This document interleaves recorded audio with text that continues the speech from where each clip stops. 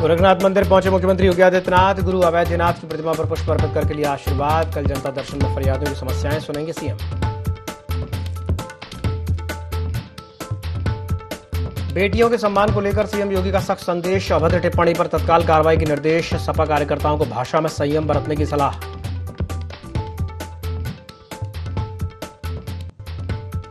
सिद्धार्थनगर में दबंगई ने युवक बंधक बनाकर के बेरहमी से पीटा। कपड़े उतरवा करके युवक की पिटाई का वीडियो वायरल। पेट्रोल डाल करके जलाने की कोशिश का आरोप।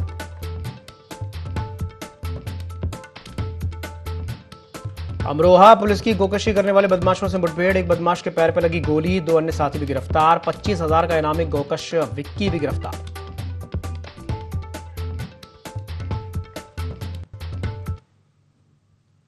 नमस्कार, ND24 में आप सभी का स्वागत है। मैं हूं आपके साथ दिव्यांशु जोशी। तो बुलेटिन की शुरुआत करते हैं बड़ी खबर के साथ, जो कि गोरखपुर से, जहां गोरखनाथ मंदिर सीएम योगी आदित्यनाथ पहुंचे हैं और सीएम योगी ने गोरखनाथ मंदिर में पूजा अर्चना की। गुरु अवैधनाथ की प्रतिमा पर पुष्प अर्पित करके उनका आशीर्वाद लिया। गोरखनाथ मंदिर में रात्रि विश्राम सीएम योगी आदित्यनाथ करेंगे और कल जनता दर्शन में फरियादियों की समस्याएं सीएम सुनेंगे। तो ये बड़ी खबर आपको बता रहे हैं गोरखपुर से, जहां पर गोरखनाथ मंदिर मुख्यमंत्री योगी आदित्यनाथ पहुंचे। सीएम योगी आदित्यनाथ ने गोरखनाथ मंदिर में पूजा अर्चना की है। अपने गुरु महंत अवैधनाथ की प्रतिमा पर पुष्पांजलि अर्पित करके उन्होंने उनका आशीर्वाद लिया है और कल जनता दर्शन में वे फरियादियों की समस्याएं सुनेंगे। आज रात को गोरखनाथ मंदिर में ही वे रात्रि विश्राम करेंगे।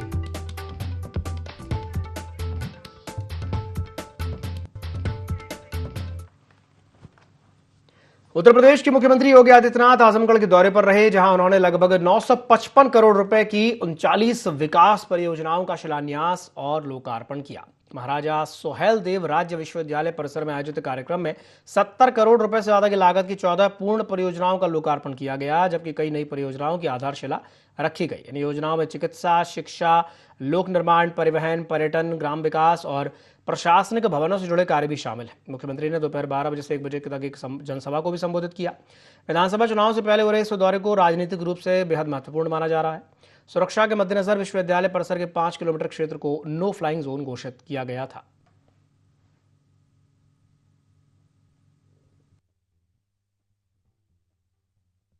नगर और मुबारकपुर विधानसभा की परियोजनाओं की लगभग 1000 करोड़ रुपए की परियोजनाओं के लोकार्पण और शिलान्यास कार्यक्रम में आज मुझे एक बार फिर से आजमगढ़ आने का अवसर प्राप्त हो रहा है। मैं सोचता हूं कि आजमगढ़, जिसका अपना गौरवशाली इतिहास रहा हो, ऋषि मुनियों की साधना से पवित्र हुआ हो, साहित्यिक साधना का केंद्र बिंदु रहा हो। याद करिए 2017 के पहले का आजमगढ़ अपनी पहचान के लिए मोहताज था। तब यहां न विश्वविद्यालय था, न पूर्वांचल एक्सप्रेसवे था, न एयरपोर्ट ठीक ढंग से काम कर पा रहा था, न हरिहरपुर में संगीत महाविद्यालय था। तब आजमगढ़ की साड़ी को भी कोई मंच नहीं मिल पा रहा था और मुबारकपुर के ब्लैक पॉटरी के लिए भी कोई स्थान नहीं था। मैं मंच पर आने के पहले एक एग्जीबिशन का निरीक्षण कर रहा था मंत्रियों के साथ में। ब्लैक पॉटरी से जुड़ा हुआ कारीगर और मुझे मिला और बड़े खुश होकर के उसने कहा कि जब से उत्तर प्रदेश में डबल इंजन की भाजपा और एनडीए की सरकार आई है, हमारा कारोबार कई गुना बढ़ा है। हम भी पैसा कमा रहे हैं, हमारे परिवार के लोग भी और हमसे जुड़े हुए लोग भी सम्मान का जीवन यापन कर रहे हैं। एक समय महाराज सोहेलदेव जैसा भारत का एक अमर सेनानी था, राष्ट्र नायक था। उन्होंने विदेशी आक्रांताओं को नाके चने चबाने के लिए मजबूर कर दिया था और उन्हें नेस्तनाबूद करने का काम किया। आप बहराइच में जाएंगे, अब वहां पर महाराज सोहेलदेव का भव्य स्मारक बन गया है। अब लगता है कि बहराइच अब अपनी पहचान के साथ, गौरव के साथ आगे बढ़ रहा है।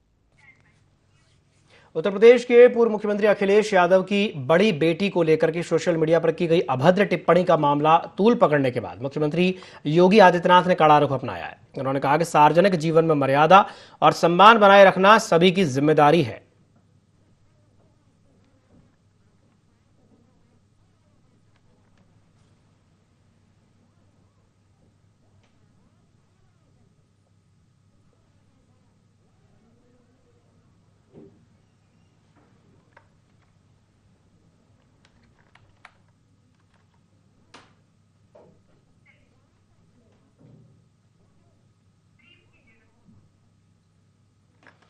तो खबर आपको बता रहे हैं आजमगढ़ से, जहां पर बेटियों के सम्मान पर सीएम ने सख्त संदेश दिया है। यूपी के पूर्व सीएम अखिलेश यादव की बड़ी बेटी को लेकर के सोशल मीडिया पर की गई अभद्र टिप्पणी का जो मामला है वो तूल पकड़ने के बाद सीएम योगी आदित्यनाथ ने कड़ा रुख अपनाया है। उन्होंने आजमगढ़ दौरे के दौरान कहा कि किसी की भी बेटी के खिलाफ अपमानजनक टिप्पणी स्वीकार नहीं की जा सकती। साथ ही कहा कि भारतीय संस्कृति में गाँव की बेटी को सबकी बेटी और गाँव की बहन को सबकी बहन माना जाता है। मुख्यमंत्री ने बताया कि मामले की जानकारी मिलते ही पुलिस को तत्काल कार्रवाई के निर्देश दे दिए गए थे। साथ ही उन्होंने समाजवादी पार्टी पर निशाना साधते हुए यह भी कहा कि दूसरों को उपदेश देने से पहले अपने कार्यकर्ताओं और समर्थकों को भी भाषा में संयम बरतने की सीख देनी चाहिए और कहा कि सार्वजनिक जीवन में मर्यादा और सम्मान बनाए रखना सभी की जिम्मेदारी है।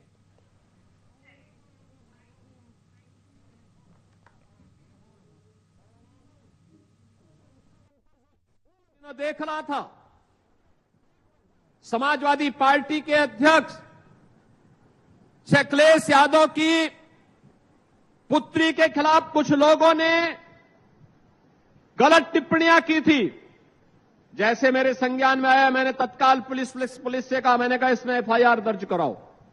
बेटी के खिलाफ कोई भी अपमानजनक टिप्पणी स्वीकार्य नहीं होनी चाहिए। बेटी बेटी होती है और हम तो संस्कार में पले बसे हैं जहां कहा जाता कि गांव की बेटी सबकी बेटी, गांव की बहन सबकी बहन।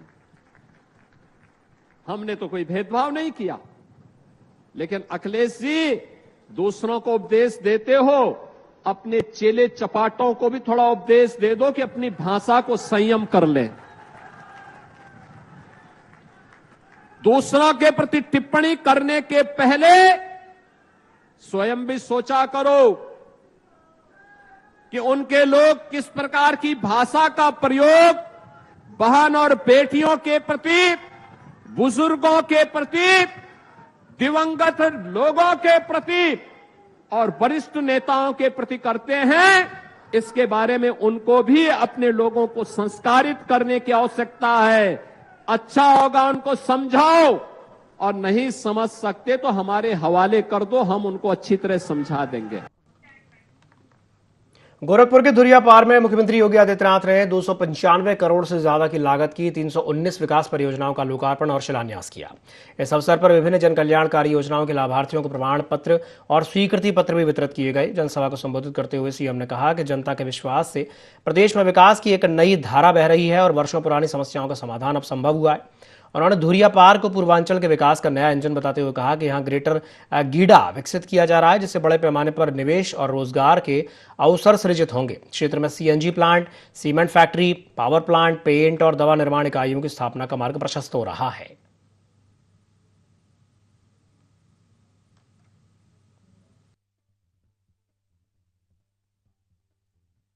अभी से हजारों करोड़ रुपए के प्रस्ताव आ गए हैं,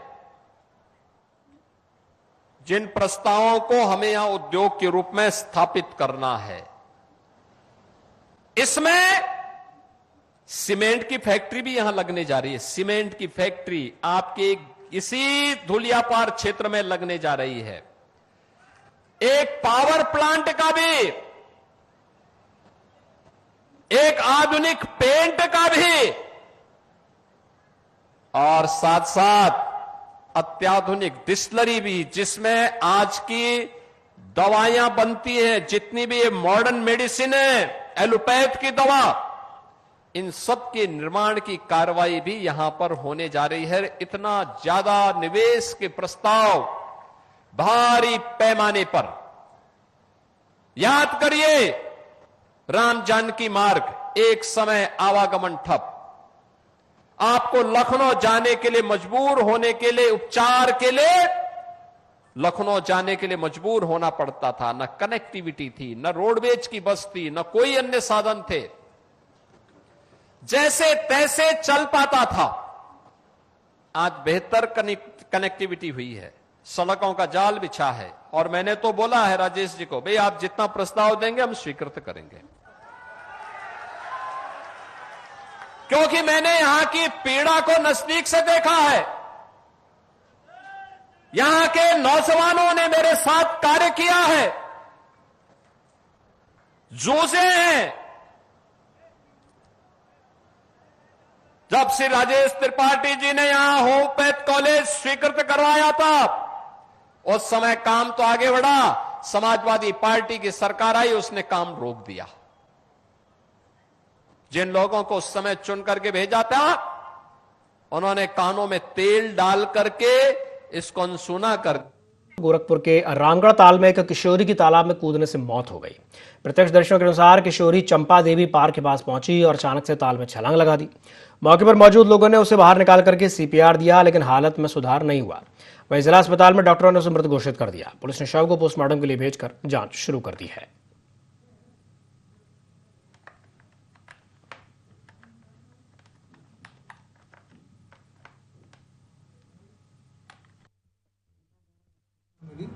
कि चंपा देवी पार्क के सामने रामगढ़ ताल में एक लड़की डूब रही है। इस सूचना को संज्ञान में लेते हुए तुरंत मौके पर पुलिस पहुंची, लड़की को बाहर करके उनको सीपीआर दी। उसके बाद एम्बुलेंस में सदर अस्पताल भेजी, जहां डॉक्टर द्वारा मृत्यु घोषित किया गया है। लड़की का पहचान हो गई है, उनके परिवार को सूचना दी गई है, जो कैंप क्षेत्र पर रहने वाले हैं। अग्रिम विधिक कार्रवाई की। बड़ी खबर सिद्धार्थनगर से, जहां एक युवक को बंधक बना करके बेरहमी से पीटा गया है। कपड़े उतरवा करके युवक की पिटाई का वीडियो वायरल हो गया है। पेट्रोल डाल करके जलाने की भी कोशिश का आरोप लगा है। दावत से लौट रहे युवक को रास्ते में रोक करके मारपीट की गई। डुमरियागंज थाना पुलिस फिलहाल मामले की जांच पड़ताल में जुटी है। तो ये बड़ी खबर आपको बता रहे हैं यूपी के सिद्धार्थनगर से, जहां एक युवक को बंधक बना करके बेरहमी से पीटा गया। कपड़े उतरवा करके युवक की पिटाई का जो वीडियो है वो वायरल हो गया है, सामने आया है। कपड़े उतरवा करके युवक की पिटाई की गई है। पेट्रोल डाल करके जलाने की भी कोशिश की गई है। इस तरह के भी आरोप लगे हैं। ये युवक दावत से वापस लौट रहा था, तभी उसको रास्ते में कुछ बदमाशों ने रोक लिया और रोक करके उसके साथ मारपीट कर दी। डुमरियागंज थाना पुलिस फिलहाल मामले की जांच पड़ताल में जुटी हुई है। तो ये बड़ी खबर आपको बता रहे हैं उत्तर प्रदेश के सिद्धार्थनगर से, जहां पर एक युवक के साथ अभद्र व्यवहार किया गया है। कपड़े उतरवा करके उसकी पिटाई की गई है, पिटाई का आरोप लगा है। पेट्रोल डाल करके जलाने की भी कोशिश की गई है। ये युवक दावत से वापस लौट रहा था, तभी उससे कुछ बदमाशों ने रास्ते में रोक लिया और रोक करके उसके साथ मारपीट कर दी। फिलहाल डुमरियागंज थाना पुलिस मामले की जांच पड़ताल में जुटी है और पता लगाने की कोशिश कर रही है कि ये बदमाश आखिर कौन थे, जिन्होंने इस युवक को बीच रास्ते में रोक करके उसके कपड़े उतरवाए और फिर उसके साथ मारपीट भी की। कपड़े उतरवा करके मारपीट करने का जो वीडियो है वो भी सामने आया है। इन तस्वीरों में देखा जा सकता है कि किस तरह से कुछ बदमाश इस युवक को बीच रास्ते में रोक करके उसके साथ मारपीट कर रहे हैं। युवक के कपड़े भी उतरवाए गए हैं और उसके साथ अभद्र व्यवहार किया जा रहा है, पिटाई की जा रही है। यहाँ तक कि पेट्रोल डाल करके जलाने के भी आरोप लगाए गए हैं। युवक के द्वारा इस तरह के भी आरोप लगाए गए हैं कि पेट्रोल डाल करके जलाने की भी कोशिश की गई है। फिलहाल डुमरियागंज थाना पुलिस मामले की जांच में जुटी है।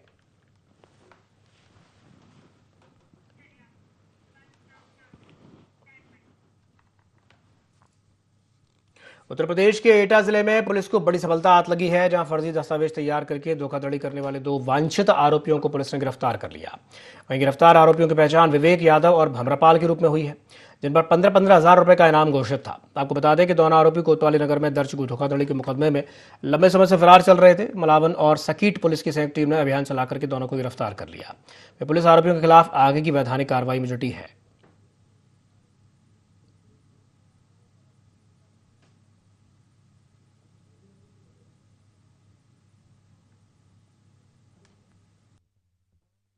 हजार के नामी अभियुक्त, जिनका नाम क्रमशः विवेक यादव पुत्र वीरी सिंह निवासी खड़गपुर थाना सकीट और भंवरपाल सिंह पुत्र विजय सिंह निवासी शाह आलमपुर थाना मलावन को गिरफ्तार किया गया है।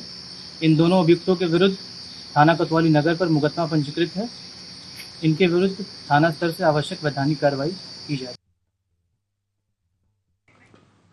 खबर लखनऊ से, जहां पर डिजिटल डेमोक्रेसी डायलॉग त्रिवेणी का आज से आगाज हो गया है। डिजिटल क्रिएटर्स और पॉलिसी मेकर्स का महासम्मेलन शुरू हो गया है। 3 दिवसीय त्रिवेणी महासम्मेलन में देश भर के इन्फ्लुएंसर जुटेंगे। मुख्यमंत्री योगी आदित्यनाथ भी समापन समारोह में शिरकत करेंगे। यूपी की 9 साल की विकास यात्रा पर इसमें मंथन होगा और यूपी के विकास मॉडल और योगदान पर इसमें विशेष रूप से चर्चा की जाएगी।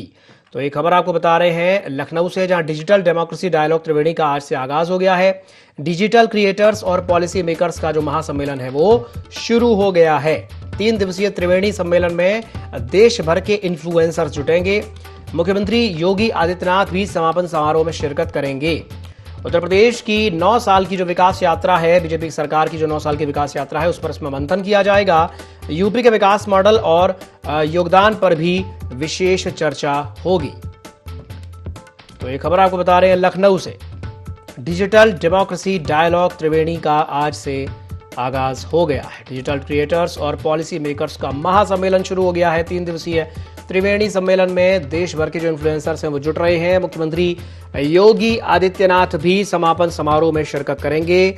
उत्तर प्रदेश की जो पिछले 9 साल की जो विकास यात्रा रही है उस पर इसमें मंथन किया जाएगा। साथ ही उत्तर प्रदेश के विकास मॉडल और योगदान पर भी विशेष चर्चा होगी।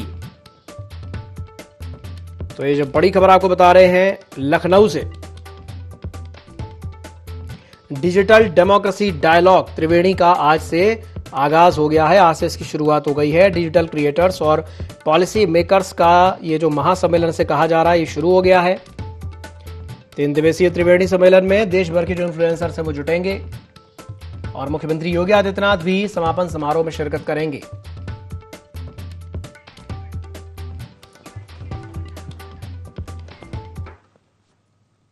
खबर बदायूं से है, जहां पर राजस्व निरीक्षक कानून गो प्रदीप सक्सेना का कथित स्टिंग ऑपरेशन का वीडियो सोशल मीडिया पर तेजी से वायरल हो रहा है। वायरल वीडियो में प्रदीप सक्सेना कथित तौर पर रिश्वत लेने की बात स्वीकार करते नजर आ रहे हैं।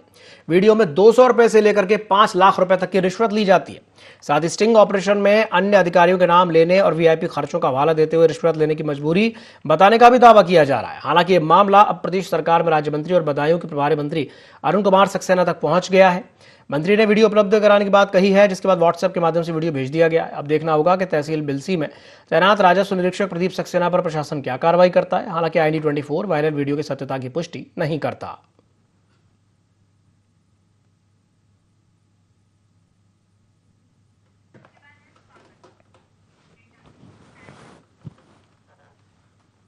समाजवादी पार्टी के राष्ट्रीय अध्यक्ष और पूर्व मुख्यमंत्री अखिलेश यादव शनिवार को एटा पहुंचे, जहां उनका कार्यकर्ताओं ने फूल मालाओं के साथ जोरदार स्वागत किया। उन्होंने स्वर्गीय ओमकार सिंह यादव एडवोकेट को श्रद्धांजलि अर्पित करके शोक संतप्त परिवार को सांत्वना दी। मीडिया से बातचीत में अखिलेश यादव ने भाजपा सरकार पर निशाना साधते हुए दावा किया कि जनता बदलाव चाहती है और आगामी चुनाव में सपा की ही सरकार बनेगी।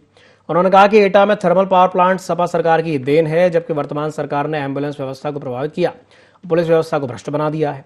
वहीं सपा प्रमुख ने कहा कि पीडीए का मतलब प्रेम, दया और अपनापन होता है। उन्होंने यह भी आरोप लगाया कि प्रदेश में कानून व्यवस्था और बिजली व्यवस्था बदहाल हो चुकी है, जबकि मुख्यमंत्री और भाजपा नेता एसी कमरों में बैठे हैं।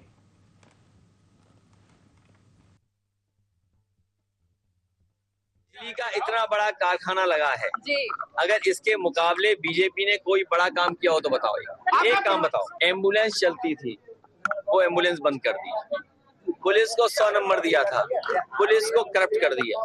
100 नंबर इसलिए दिया था कि पुलिस इस तरह हमारी आम जनता को सुविधा दे।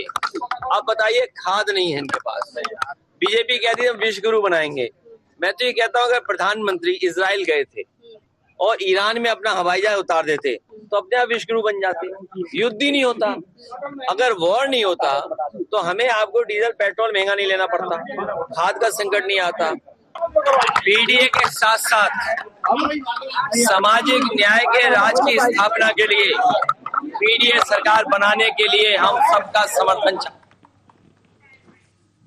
मैनपुरी जिले के बेवर थाना क्षेत्र में एक विवाहिता की संदिग्ध परिस्थितियों में मौत से सनसनी फैल गई। सलमा नाम की एक महिला का शव घर में फंदे से लटका हुआ मिला। सूचना पर पहुंचे पुलिस ने शव को कब्जे में लेकर के जांच शुरू कर दी है। मायके पक्ष ने पति और ससुराल वालों पर हत्या का आरोप लगाते हुए कहा कि सलमा की हत्या करके शव को फंदे पर लटकाया गया ताकि मामला आत्महत्या का लगे। परिजनों के अनुसार सलमा पिछले 1 साल से मायके में रह रही थी और शुक्रवार को ही कोर्ट में समझौते के बाद ससुराल लौटी थी।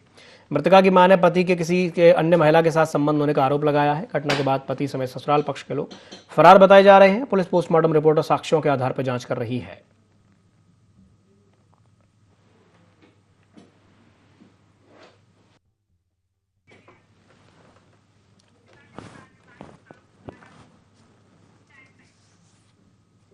उत्तर प्रदेश के बाराबंकी जिले में एक ईंट भट्टे के संचालन को लेकर के विवाद गहराता ही जा रहा है। त्रिवेदीगंज क्षेत्र के मंझार गांव में संचालित एसबी ब्रिक फील्ड के खिलाफ भाजपा ओबीसी मोर्चा के मंडल अध्यक्ष संतोष आर्य ने जिलाधिकारी को लिखित शिकायत सौंपते हुए गंभीर आरोप लगाए। शिकायत में कहा गया है कि भट्टे का संचालन आवश्यक प्रदूषण नियंत्रण अनुमति के बिना किया जा रहा है। इससे आसपास के ग्रामीणों के स्वास्थ्य पर प्रतिकूल प्रभाव पड़ रहा है। शिकायतकर्ता ने पूरे मामले की निष्पक्ष जांच करके नियमों के तहत कड़ी कार्रवाई की मांग की है, जबकि अब इस मामले में प्रशासन क्या कदम उठाता है, इस पर स्थानीय लोगों और शिकायतकर्ताओं की नजरें टिकी हैं।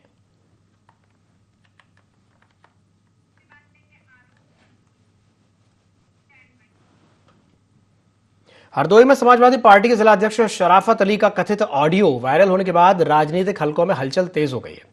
वायरल ऑडियो में पार्टी की पूर्व सांसद उषा वर्मा और पूर्व विधायक राजेश्वरी देवी के बारे में आपत्तिजनक टिप्पणियां किए जाने का दावा किया जा रहा है। ऑडियो सामने आने के बाद दोनों नेताओं ने नाराजगी जताते हुए मामले की शिकायत पार्टी के राष्ट्रीय अध्यक्ष अखिलेश यादव से करने की बात कही है। राजेश्वरी देवी ने आरोपों को बेबुनियाद बताते हुए जिलाध्यक्ष पर कार्रवाई की मांग की है। वहीं उषा वर्मा ने कहा कि महिलाओं के प्रति इस तरह की सोच अत्यंत दुर्भाग्यपूर्ण है और ऐसे मामलों में सख्त कदम उठाए जाने चाहिए। वीडियो ऑडियो की स्वतंत्र पुष्टि नहीं हुई है, लेकिन इसके बाद हरदोई की राजनीति में चर्चाओं का दौर तेज हो गया है। कि जो जिलाध्यक्ष ने हमारी बहू बेटियों पर जो बॉर्डर पर है उन पे भी आरोप लगाए, हमारी देवरानी पर आरोप लगाए, हम पे आरोप लगाए, तो ये हम अपने राष्ट्रीय अध्यक्ष पर सब सौंप रहे हैं कि वही इसका फैसला लेंगे। हम तो जिलाध्यक्ष का सम्मान भी इसीलिए करते थे क्योंकि राष्ट्रीय अध्यक्ष जी ने उनको जिले की कमान सौंपी। इसके अलावा हमारे स्वर्गीय ससुर से उनके संबंध थे, पारिवारिक संबंध थे और एक ससुर की हैसियत से ही हम उनका मान सम्मान भी करते थे। क्या उनकी मानसिकता ऐसी, और फिर महिलाओं के प्रति केवल हमारे लिए नहीं, उन्होंने कहा जिले के महिला अध्यक्ष हैं उनके लिए भी और भी पदाधिकारी हैं उनके लिए भी ऐसे विचारधारा है, ऐसे उनके विचार है, तो ये बहुत ही गलत है। और मैं केवल हरदोई की बात नहीं करती हूँ, अगर समाजवादी पार्टी का कोई भी पदाधिकारी अगर महिलाओं के प्रति ऐसी गंदी अगर मानसिकता रखती है तो मेरा राष्ट्रीय अध्यक्ष जी से अनुरोध है कि वो कड़ी से कड़ी कार्रवाई करें और एक्शन लें। हरदोई के संडीला तहसील परिसर में भारतीय किसान यूनियन ने जिलाध्यक्ष जितेंद्र प्रताप सिंह उर्फ अंकित की रिहाई की मांग को लेकर के धरना प्रदर्शन किया। संगठन ने प्रशासन पर फर्जी मुकदमे में फंसाने का आरोप लगाया। कई दौर की वार्ता के बाद अधिकारियों ने जांच और आवश्यक कार्रवाई का आश्वासन दिया है, जिसके बाद धरना समाप्त कर दिया गया। संगठन ने मांगे पूरी नहीं होने पर 20 जून को डीएम कार्यालय के घेराव की चेतावनी भी दी है।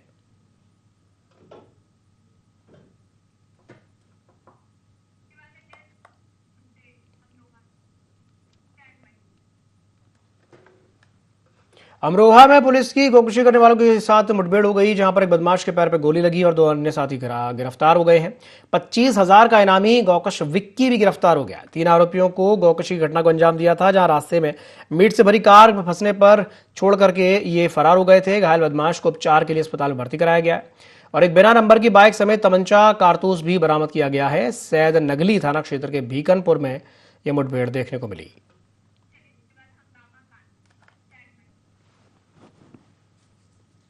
खबर कानपुर से, जहां पर अखिलेश यादव की पुत्री अदिति यादव को लेकर के सोशल मीडिया पर की गई कथित आपत्तिजनक पोस्ट के विरोध में सपा नेताओं ने प्रदर्शन किया। कानपुर में ज्ञापन देने जा रहे सपा महानगर अध्यक्ष फजल महमूद को पुलिस ने हाउस अरेस्ट कर लिया। इसी के साथ बुलेटिन में फिलहाल के लिए इतना ही। दीजिए इजाजत, नमस्कार।